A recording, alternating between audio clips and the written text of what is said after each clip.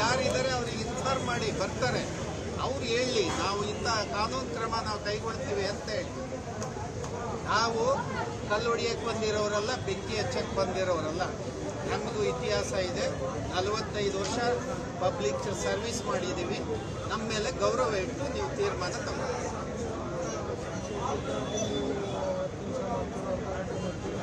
Sir, ಇವತ್ತು ಒಂದಿನ ಸ್ವಲ್ಪ ಜನ ಬಂದಿದೆ. ಹೋರಾಟ ಮಾಡೋದಾದ್ರೆ ನಾಳೆ 1000 ಜನ ಸೇರ್ತಾರೆ. 1000 ಜನ ಸಾವಿರ ರೈತರು ಅಂತ ಅವಮಾನ ಮಾಡಲ್ಲ ಅಂತ ಏನ್ ಗ್ಯಾರಂಟಿ? ಅದೇ ರೈತ ಈ ದೇಶದ ಬೆನ್ನೆಲುಬು, ಅವ್ರಿಗೆ ಅಧಿಕಾರ ಇಲ್ವಾ? ಅವ್ರು ಮಾತಾಡೋದು ತಗ್ಗಿಲ್ಲ. ಒಂದು ಮಾಲೀಕರ ಮೇಲೆ ನೀವು ಕಾನೂನು ಕ್ರಮ ತಗೊಂಡಿದೆ ಆದ್ರೆ ಎಲ್ಲ ಮಾಲೀಕರೆಲ್ಲ ಸರಿ ಆಗುತ್ತೆ ಅನ್ನೋದು ನಮ್ಮ ಉದ್ದೇಶ. ಇಲ್ಲ ಪ್ರತಿಭಟಿಸೋದೇ ತಪ್ಪು ಅನ್ನೋದಾದ್ರೆ ಈ ದೇಶದ ಕಾನೂನಲ್ಲಿ ಅದಕ್ಕೊಂದು ಜಾಗ ಅನ್ನೋದಾದ್ರೆ ನಮ್ಗೆ ಅನ್ಯಾಯ ಆಗಿರೋ ಜಾಗಕ್ಕೆ ಶಾಂತಿಯುತವಾದ ಹೋರಾಟನೇ ಮಾಡ್ತೀವಿ.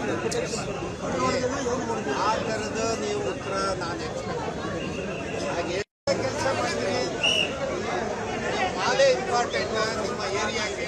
ಇಲ್ಲಿ ಸಾರ್ವಜನಿಕರಿಗೆ ಅಪಮಾನ ಆಗೋದನ್ನ ಅವಮಾನ ಅಂತೇಳಿ ಅಂದ್ಕೊಳ್ಳಲ್ವಾ ಪೊಲೀಸ್ ಇಲಾಖೆ?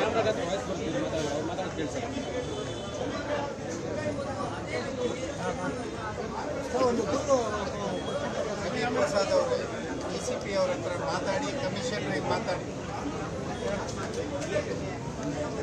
ರೈತ ಪರ ಹೋರಾಟಕ್ಕೆ ಬೆನ್ನೆಲುಬು, ರೈತ ಪರ ಹೋರಾಟಕ್ಕೆ ಕಾನೂನು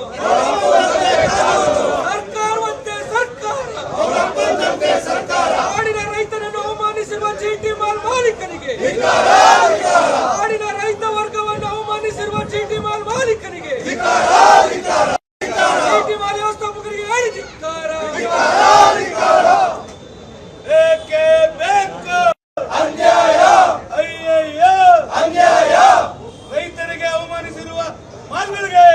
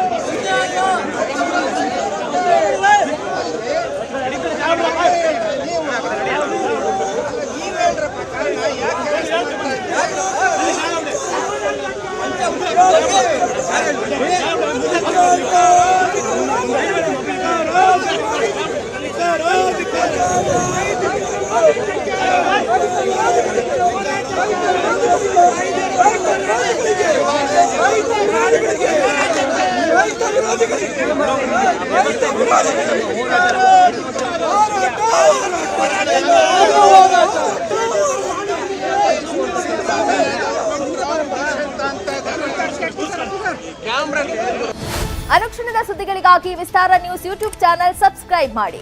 ಹೊಸ ಸುದ್ದಿಗಳ ನೋಟಿಫಿಕೇಶನ್ಗಾಗಿ ಬೆಲ್ ಐಕಾನ್ ಕ್ಲಿಕ್ ಮಾಡಿ. ಲೇಟೆಸ್ಟ್ ಅಪ್ಡೇಟ್ಸ್ಗಾಗಿ www.vistaranews.com ವೆಬ್ಸೈಟ್ಗೆ ವಿಸಿಟ್ ಮಾಡಿ. ಅಂಗೈಯಲ್ಲೇ ಜಗತ್ತಿನ ಸುದ್ದಿ ತಿಳಿಯಲು ವಿಸ್ತಾರ ನ್ಯೂಸ್ ಕನ್ನಡ ಆಪ್ ಡೌನ್ಲೋಡ್ ಮಾಡಿ.